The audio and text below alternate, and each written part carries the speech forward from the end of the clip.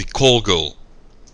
The call goal tactic refers to the kind of environment where the value of the service is diminished the moment it's been rendered. In other words, once the problem has been solved, the incentive to pay has been removed. Let me give you an example. For instance, in healthcare in the United States, it's often seen by many in Europe and other parts of the world as being particularly mercenary in their approach in some cases, because they will demand payment or proof of ability to pay before they will treat you medically.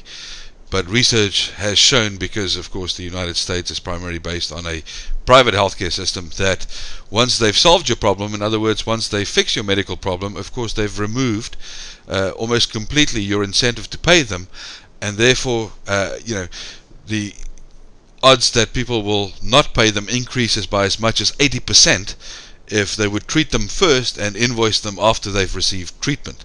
So very often in the context of commercial negotiations, we see this call goal tactic being used by, let's say, professional services organizations, very often where they will demand at least a portion of their fee up front, because of course they know once they've solved the problem that's been in place, they will have removed the incentive for their customer to pay them.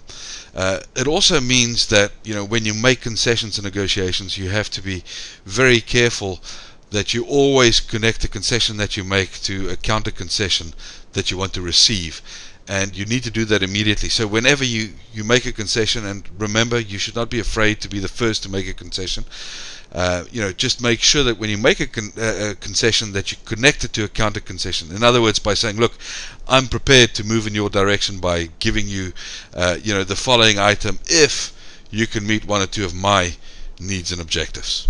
So you can use this tactic to support just about any negotiation aside from the avoiding negotiation strategy.